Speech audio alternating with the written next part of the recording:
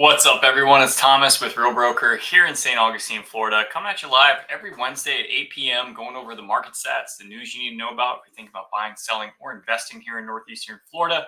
And we're also doing a Q&A. So if you have any questions while we're going through the news stories here, go ahead and throw them in the comments below. Promise you there's no dumb questions here. So anything you guys want to know, throw them in the comments below. If you have any comments just in general, what I'm saying, if you think I'm full of it, if you think you agree with it, whatever that is, let us know in the comments. Love to hear from our locals here, especially. So if you are watching it live, watching the replay, make sure you throw it out there. First thing I always like to ask is, where are you guys watching from? Are you watching from New York? Are you watching from California? Are you watching locally here in St. Augustine looking to make a move? Either way, love to know. So just fire off the comments below. To start here, we're not going to have too long of a show, at least unless I go on some crazy rant, which I might. But we're going to cover one of the main topics that you, the consumer, probably has seen these past couple of days. It was dropped on Friday of last week. But we'll get into our normal stuff of covering the market data that you guys need to know about. And then we'll head into the news. But I only have a couple news stories. Not too much happened here in St. Augustine, but there's a big national news I'm sure you guys have heard of. So I'm going to go ahead and switch over my screen here to just cover the market stats, and we'll go from there. All right, so this is the past week of what's going on here, and we always review this, just kind of get the temperature of what's happened here. At one point, the closed and the new listings used to be 1-for-1. If not, it'd be for every listing closed, there'd be, half, 75% of that coming to the market. Now we're starting to see things switch a little bit, especially as we head into the spring, summer market. We're seeing 1,340 new listings to 874 closed homes. So pretty much let's say that's 9 out of 13 homes on the market are going off the market, right? If you're looking at the past week. If you can hear that screeching, that's my puppy, and she loves cats and other dogs. So when she hears them, she freaks out, and I don't know what to do to fix it. So we're living life. Either way, new listings, right? And we'll take a look at active and under contract, right? We have 441, and then we have pending, which is down here, which is 771. So we group those together just because she's going crazy. Just because typically when you're saying active under contract, you're saying like, hey, we accepted a contract, but we're accepting backup offers just in case the inspection doesn't go well, the buyer pulls out for whatever reason, because the buyer typically has contingencies as part of our contract. So in total, we got 1,340 new listings and 441 active under contract. So we roughly have, 1,200? So 1,200 to 1,340. So that's showing some good strength in our market and things going under contract with the spring starting to heat up. Now, summer is really when things really start to pop off here, but the spring market is just, really where things start getting very, very hot because, January, February, kind of a slower time in our area.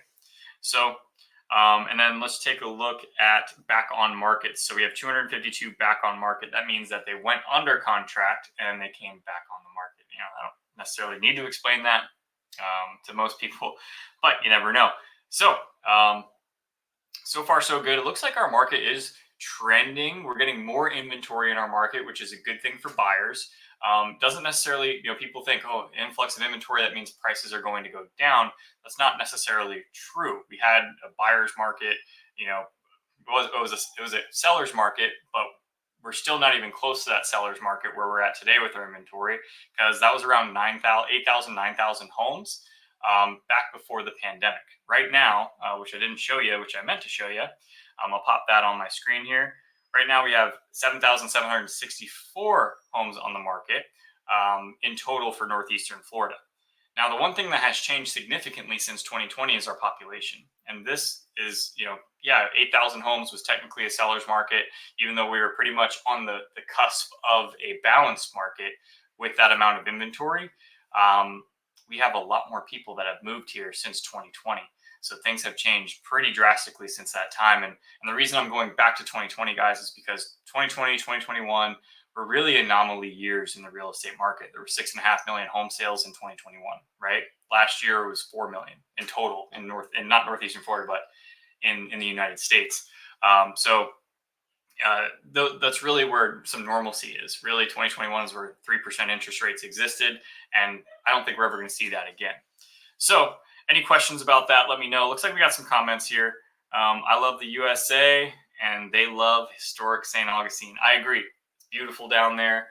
One thing that a lot of people don't know about St. Augustine is that it passed hands 4 times through 4 different countries. So it was obviously Spanish when it was first settled. Then I think it went to the French, and then I think it went to the English, and then obviously the United States. So with that, a lot of the architecture, you'll see a mix. Like I had a friend who was in New Orleans. They came here and they're like, this kind of gives me a New Orleans vibe. And then you go to an area, and it's like, this gives me like a colonial vibe. And then you go to another area, and it's like, this is like Spanish. This is very interesting. And then United States, we have some traditional homes here, but no one really seems to care. But that's really the great thing about historic St. Augustine. It's kind of a mishmash of everything. But yeah, I love it. CB is back. CB is back. Do you ever see us getting commercial airline service? We've had several carriers that either folded or moved. Perhaps we are too close to Jackson or Daytona. Your thoughts? Yeah, I think that's coming pretty soon here. It's funny. Sometimes my knowledge is a bad thing for my real estate sales, and it's a good thing for the consumer. Because I was showing someone a house north of the Northeastern Florida Regional Airport, and they heard a small engine plane go by. And as of now, right now, pretty much private planes, small engine planes, and Grumman fly out of Northeastern Florida Regional Airport. And they're like, oh, do you see that getting any worse? And I was like, well, potentially. I do think we're going to have commercial airlines coming through there. They actually just fired the supervisor just by I think it was last year sometime. The supervisor who was in charge of bringing in that commercial airline, because people are like, what the heck is going on? We should have a commercial airline here. And I actually had a friend, it was back when I think Allegiant was flying out of there, and this was like in 2018, and it flew direct flights to Philly. It was like $150. It was great. And I had a friend visit me from Philly, and he said it was easy, and it's a small airport, so it shouldn't be hard. One thing, CB, if you're in the area, super underrated, check out the Hangar One Bistro. One night we were going to go downtown. Downtown was packed, and I was like, my wife's name is Maya. I don't want to wait in the traffic just to go sit and wait at a restaurant for a table, because sometimes this was during the holidays, I think, where we have Night of Lights, so it was crazy. I was like, let's go see if we can find somewhere else. And we ended up driving up the street to Hangar One Bistro, and it's cool. It's really cool. You sit on like the second level. You can see all the small engine planes pulling up and pulling out to go take off, and it's just the food was fantastic. I couldn't tell you what type of restaurant it was. I was actually eating there, and the server came over, and the server was like Polish or something. I have no idea. And I asked him, and I didn't mean it to say this way. I have to have my wife read all my texts and help me, because I'm very direct. And I was like, what kind of restaurant is this? And he was probably thinking I'm some dickhead, what kind of restaurant you running here, buddy? When I was really asking hey, is this a Spanish restaurant? Is it a, Polish restaurant? What is it? But either way, go check it out. All the food was great. It totally surprised me. And the environment was pretty cool too, I would say. Let me just answer this question. And then guys, if you have any other questions about food in St. Augustine or what we're covering, or if I'm actually a dickhead or not, let me know. I heard they're excellent. Have you tried Ruby's out by you on West King? I haven't tried Ruby's yet. We've been meaning to go. My wife and I have been on a diet though. So we are going to try it though. Every time we go by, there's 10 cars at least in the parking lot, but their hours seem to be kind of all over the place right now. They just opened, so I'm not sure if they're having some difficulties, but I ended up talking with the owner. I don't know if her name is Ruby or not. I can't remember her name, but seems like a super nice lady. So she was like, yeah, I'm just trying to get some good food out there for the people here in West Augustine that's not crazy expensive. So I've seen pretty much a line out the front of the little place there. I mean to check it out, and as soon as I do, I'll let you know. But CB, appreciate you, man. I'm going to go ahead to this next news story, and it's a big one, okay? So this is something that you guys have probably heard of. It's been making its rounds. That's not it. Around the New York Times, they busted it last Friday. Will the Realtor Commission settlement make it harder for veterans to buy homes? So this is just one article of all of the thousands of articles that have come up about Realtor commissions, right? Essentially what happened is some sellers got together and they said, hey, you know what? We don't feel like we should be obligated to pay the buyer's agent action. We're essentially paying for someone to negotiate against us. And the logic is kind of messed up because then they sell their house and they use a buyer's agent to go buy another house. And at the end of the day, they signed a contract to pay a real estate broker. The broker then pays the buyer's agent and the seller's agent separately. And either way, this is what drives me nuts about this. It's like you signed a contract, right? Like, were you not in the right state of mind? Were you not like, are you not aware that you could sell the house on your own? There's people that do for sale by owner. They sell the signs at Lowe's. Go ahead and do it. There's also discount brokers. They'll put it online for $500. That's all, and they'll let you handle everything else. So the fact that people are like, oh, well, I didn't know I could negotiate commission, like to me is like the dumbest thing I've ever heard, because I've always known that, and I'm 32. Like it's like I don't get how people don't understand that commission is negotiable. And at the end of the day, if you look at it like, oh yeah, I'm the seller, I'm paying all these closing costs, I'm paying for the buyer's agent commission. Well, how would you be able to pay the commission if someone didn't buy your house? So where does that money come from? Is that coming from you, or is that coming from the buyer who's paying for your house? So it doesn't make good sense. Either way, essentially what's come out from this, and it's not fully enacted yet. It still has to go through the DOJ to get approved. But essentially what they're going to be doing is decoupling the buyer's agent commission from the listings on the MLS. So that puts a scenario where then it's like, okay, well, hey, the buyer is going to then have to come out of pocket potentially for a real estate agent's commission. Now, I worked in New York City. In New York City, this is actually standard. You're not expecting a commission from the seller. What you do is you ask for it. Hey, are you paying a real estate commission? They say, yeah, we're paying 1%. Oh, well, I have an agreement with my buyer for 2%. Can you do 2%? No, we're not doing that. We're only paying 1%. So then you go back to your buyer and say, hey, they're paying 1%. You're going to have to make up the other 1%. Does that work? Who knows? That's actually making it more difficult for buyers to get into houses, which is the problem that we have in today's world, right? First-time home buyers have it hard enough, right? The economy, the jobs, the prices of real estate and interest rates. How are they going to get their foot in the door when, okay, so say if my fee is 3%, and I sign a contract with one of you guys out there, hey guys, we're doing a 3% list, or we're doing a 3% contract if you're working with me. That's the value I provide. And let's say you buy a $400,000 house. That's $12,000 that you have to come out of pocket for, on top of your down payment, on top of your closing costs. So let's say your down payment's 10%, $40,000. Your closing costs are going to be roughly 3.5%. So let's say that's $13,000. So you're at $53,000 cash out of your pocket. Then you got to pay the realtor another $12,000. So that's what, $65,000 out of your pocket. And the problem is, and this is a big problem, is that most realtors suck. And that's the truth. I work with them every day. I can't stand a lot of them. They provide no value. And it's very annoying. It really is, because I have to deal with them on a daily basis. And it's like, you got to treat this like a business. But most people don't. So what I think is going to happen is commissions will still be offered by the seller. They'll still be offered to pay. Just like if we were to go in on it, like as of right now, they're offered. They're on the MLS. They say, hey, we're paying 2%, we're paying 3%. Great, fantastic. That means that the buyer doesn't have to worry about it. We just go in, write the contract, and try to negotiate on what we can get, move forward. So what I think is going to happen is that is going to cause all of the shitty agents, or at least most of them, to get out of the business. And I'm excited for that. I'm really excited for that.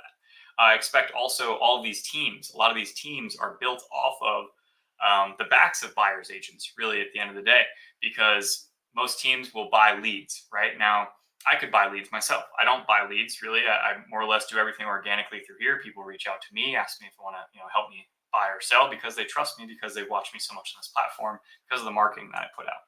But Zillow, their whole game plan is to sell leads to agents. A lot of people don't know that. That's why if you are selling your house by owner, you can list it for free on Zillow. And why is that?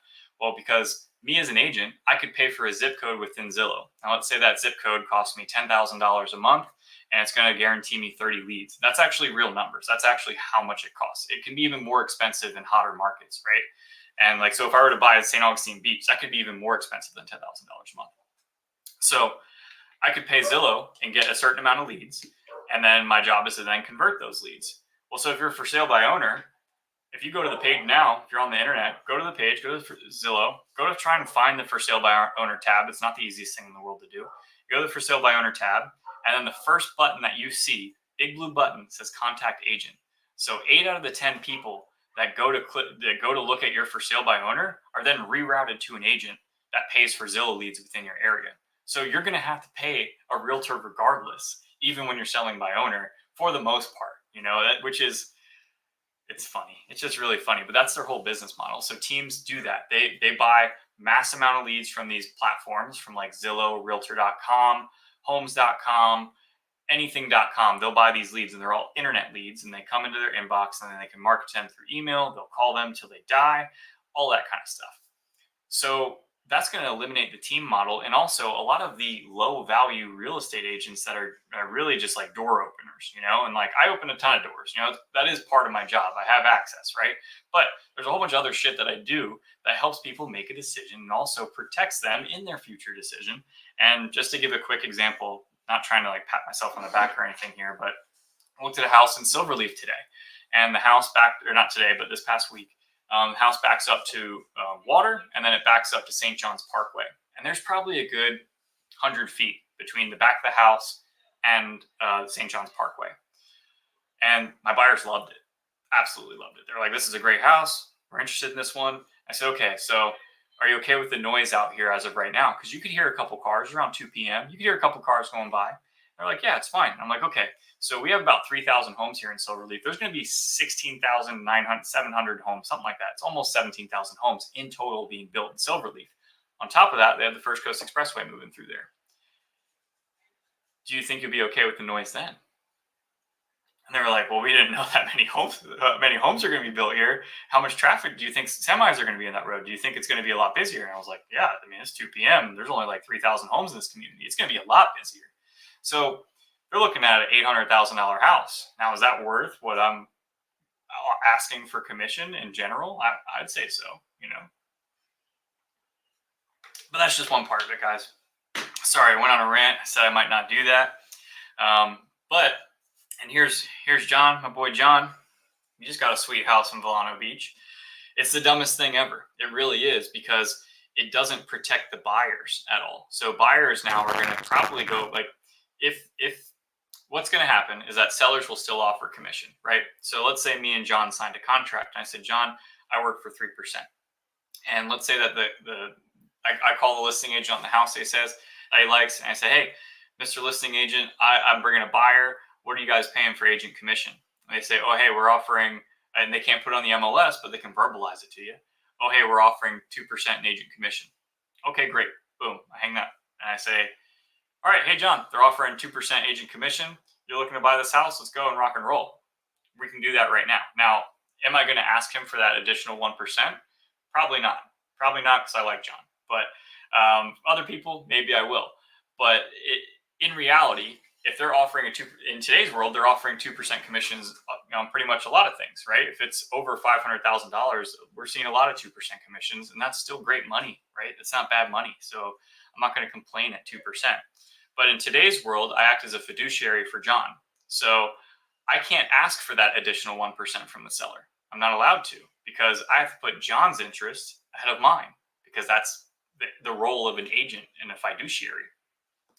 In the new world, you're essentially making the realtor ask, because if not, then it's not in the best interest of the buyer, because they're going to have to come out of pocket for cash. So then you have to go to the seller and ask, hey, what commission are you paying? Oh, I'm paying 2%. Well, you know what? I'm not bringing my buyer through if you're not paying 3%.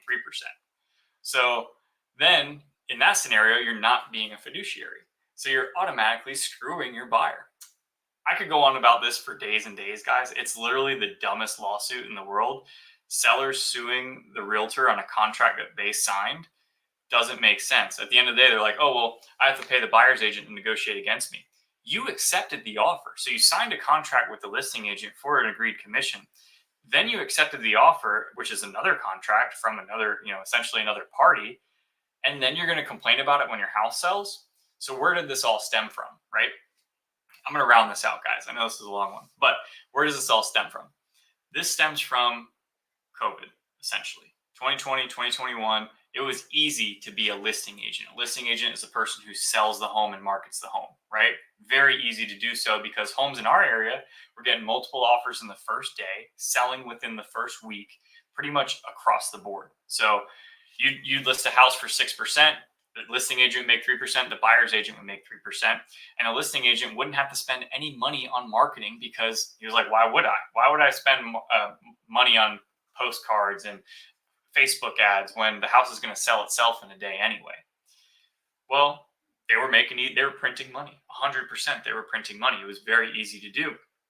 The world has now changed. Now average days on market 60 days, whereas before it was like 18 days, right? So there's going to require more work to sell a house, and it's going to take longer, in general. So that's where this all stems from. Now, verse side of that, yeah, the listing agent was printing money. The person who represented the seller, they were easily making money because all they had to do is put the house up online and it sold. I was a buyer's agent in that market. It fucking sucked. Like all day long, it sucked. It was the worst. Why? Because every house had 5 to 6 offers on it. So you had to do 5 to 6 times the amount of work in order to get one contract. I showed a buyer, several buyers. I showed a buyer 30 houses within that time. We were at 5 offers and we got 1 accepted. So, and he bought like a $350,000 house, and I was on a team. So I had to split my money with the team. I had to split my money with the office, and I had to split my money with the government. So I lost money doing a lot of this stuff because I was driving around, seeing 30 different houses, writing 5 different offers. It was not a fun time. It was really terrible. And the only way you can almost guarantee that you're going to get the house is if you had the best buyer. What's the chance that I have the best buyer for every single house in the community? Not very high. Not very high. Now I would say it's a little different because I have my YouTube people who I love, and they reach out, and my YouTube people are great because everyone who's on here right now is probably someone who heavily researches things, right? So they're very intentional about what they're doing. They're getting educated. Hopefully, you learn something from me once in a while. So either way, guys, I'm gonna leave that. I feel like I covered it. Any questions about this commission lawsuit, I'm here to help. I will explain it. Once again, nothing is passed. Nothing is set in stone. They say it's going to start in July, but it's got to go through the DOJ. And the problem is, just like this article stated, one of the workarounds people say is like, okay, well, what will happen is banks will then allow you to roll your agent's commission into your loan, so that you're essentially throwing that on top of your loan and paying that. Well, there's got to be some drastic changes for that to happen. So like VA, FHA buyers, they're not going to be able to do that unless HUD changes, right? Housing and Urban Development, unless they change some rules. So they got to come into play too. Overall, I think this is a bad move. Obviously, people could be mad about realtors and how much money they make or whatever. That's totally fine. I get that. But in terms of like buyer representation, people having someone to represent them, it's essentially pushing the buyer away, saying like, hey, you don't want representation. Just go straight to the listing agent who represents the seller, because that's going to be an additional 3% out of your pocket. So overall, I don't think it's well thought out, but it is what it is. I'm just here. I think either way, my business is going to be just fine. I'm super stoked on it actually, because 50% of all agents last year closed 1 deal or less. 50%. So what does that tell you? It tells you that most agents suck. Most agents are part-time. And that most of them don't have a dog in this fight. Essentially, they don't do this full time. This is my full-time job. This is what I do every single day. This is what I do all freaking day. So either way, on to the next thing, guys. I will stop. Stephanie, thank you for changing up the subject. Let's do this. Do you know what's going next to Costco? Yes, I do. They're talking about they're putting a Bass Pro Shops there. Bass Pro Shops going out there. I think a Home Depot is going out there as well. And then also a luxury car dealership. Last time I checked, they didn't release what luxury car dealer it was. So I'm unsure on that, but those 3 things are set to go off World Commerce Parkway, just around Costco and Buc-ee's. So they've already cleared the land for the majority of that stuff. I think it's a good move, especially in that little area. It's going to be like a little hub. So I go to Costco all the time. If you had any doubt, if you go there, just go there and sit in the parking lot. you know they're doing $1 million a day in Costco and in Bucky's. It's insane. Insanity. It really is. You go over there and it's literally people in and out all day long. Every time I go in there, I spend 400, 500 bucks. It's crazy. So either way, that's what's going over there. Bass Pro's going over there. Bass Pro's also talking about building a resort out in Putnam County, which is going to be cool. CB, he's here with the answers. It's Mercedes plus 2 more brands. Okay, so probably like BMW and I don't know, maybe something else. But it's a good location. And then really just an exit south on two exits south on 207. They'll have like I think they're putting the Hyundai dealership there. Beaver Toyota's opened a new shop over there, right where Best Bet's at. So you'll have kind of best of both worlds a couple exits away. So either way, guys, let's go on to the next news story. I'm going to leave you guys after this one. I got some more work to do tonight. Got an offer to write, and I got some comps to send, and I have a listing coming up in Silverleaf. So anyone that's interested in a pool home in Silverleaf, 3-bedroom, 2-bath, 1,700 square feet, it's going to be coming up here in a couple weeks. So reach out to me directly if you are interested. Let's see here. This is it. I got 2 news stories. Sorry, 2. This one's kind of minor, but if you've ever been at the intersection of, let's see if I have a good picture of it here. I didn't read it. I heard about this, but essentially it's the intersection, which is already like a loop-de-loop. And of course they don't have a picture. What the heck? This is so awful. Here, let's see if I can make this full screen. All right. So get that out of the way. So this is San Marco here that goes through, and this leads out to the Volano Bridge. This is where the public library is. This is where the This is where the merry-go-round used to be, and they're talking about putting another merry-go-round there. They're talking about adding an art installation right here in the intersection, and people are just not excited about it. They say that it's going to cause more traffic, and like, I don't think so. I mean, I don't know. It's like if I drive by something and be like, oh, that's cool. I'm going to keep going. That's just me. I don't know what you guys think. I don't think it's going to cause any problems, but if you want St. Augustine to remain the way St. Augustine is, you're going to find something to bitch about these days. So let's go on to the next news story here. Let's see here. Now, this is something interesting. This Florida destination, holy freaking pop-ups. This Florida destination is called the Bold New City of the South, and it's perfect for retirees, digital nomads, and vacationers. We're talking about Jacksonville, Florida. We're on the map now, guys. I mean, St. Augustine's better, in my opinion, all day long. But Jacksonville does have a lot more. It's a lot bigger of a city. Obviously, more jobs up there. Affordability in Jacksonville is a lot. I mean, median sale price in Jacksonville is like $359,000, where the median sale price in the United States is $400,000. So pretty much a good bet to buy a place out there, because it's still under the U.S. median sales price. So cost of living is 5% lower than the national average. Healthy mix of outdoor adventure and city perks, 22 miles of beaches, and tons of family activities. And that's totally fair. Jacksonville's got a lot of cool stuff going on, and I'm excited with what's going on with downtown Jacksonville. They're redoing the riverfront on the north and south bank. They've had a couple projects fall through, but they've had a couple projects push forward as well. So it really needed it. And we're starting to see, actually, one of our friends, our realtor friends, they help sell a development out there. They're selling townhomes, I think in Springfield, for like $300,000, and they're like modern luxury townhomes. Beautiful, beautiful things. So starting to see some change in Jacksonville, which is great overall, and affordability within Jacksonville. I mean, there's still places in Jacksonville where you can find houses in the 100,000s. Like, in most of the houses are in like the 200,000 to 300,000 range, which is pretty crazy in today's world, right? All those areas, like we even looked, we thought, look, living in St. Augustine, like that's my brand and everything. We looked at buying a house in Avondale. We looked at buying a house in Murray Hill. Both of those neighborhoods, super cute. Like, just if you guys know anything about Jersey at all, like Jersey has some really cute small towns.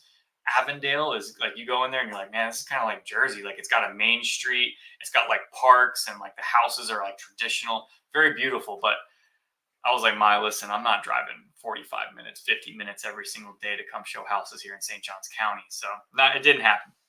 It didn't happen. But But yeah, Jacksonville is a great. I think it's coming up pretty heavy. We're getting a lot more businesses in there. They just opened one of the ports now. We have cruises going out of Jacksonville. We got these. I'm not sure what the ships are. John, you might know what the ships are, but there are these huge transloading ships that are coming over from China. And before, Jacksonville didn't have the depth in the canals for these ships to come through into the transloading facilities. But now they can house the largest shipping vessel within Jacksonville, and that makes it really easy for these companies that are sending loads across the country because you have I-10 and you have 95 right there. So if you want to go south to Miami, easy. You want to go north to New York, you can. You want to take I-10 all the way to California, you can do it. So it's actually advantageous for them to go up to Jacksonville versus Miami.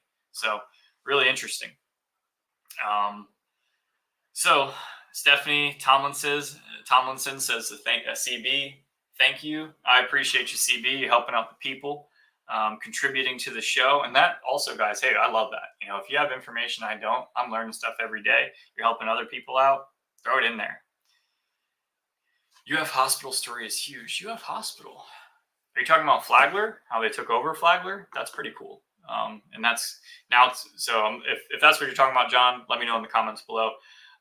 But UF Health has taken over Flagler Health. Now, Flagler Health was like an independent hospital. Essentially, since COVID, a lot of the medical management and costs and all that kind of stuff went through the roof. And Flagler was having a hard time keeping up. So they've partnered now with UF Health. So it's UF Health Flagler Hospital, which brings them into like the student healthcare system, which those hospitals tend to be really, really good because you have the newest, brightest young minds coming and working and learning and all that kind of stuff. So overall, I think that's a fantastic thing for St. Augustine in general, for Northeastern Florida. So yeah, I hope that's what you're talking about, John. If not, I'm out of the loop. Oh, okay, wait. So sorry. He also said container ships. It's more specified than that. It's a specific type of container ship that is huge. It's like the biggest one. Either way, the new one near Nocatee opens end of 2025. I didn't hear about that. I'm gonna have to look into that. But that makes sense. They're opening hospitals all over the place, and Nocatee is a prime location for it. I mean, you got like 12,000 homes in Nocatee in total, and plus you have all the surrounding area between Ponte Vedra, South Jacksonville. Yeah, that's a good location, I think. But yeah, that ends at end of 2025, especially with the amount of money in that area. Yeah, for sure. But I'll look into that. I'll get some more info on it. Guys, I got some more work to do tonight, so I'm going to let you go. Got to eat some dinner yet, too. But I appreciate you being here tonight. Every Wednesday at 8 p.m., we're going over the market stats, the news you need to know about, and doing a Q&A, and also following up with some comments here. So if you are looking to buy, sell, or invest, reach out to me and my team directly. All we try to do is give you the information so that you can make an educated decision on whatever you want to do. So until next time, guys, I'll see you.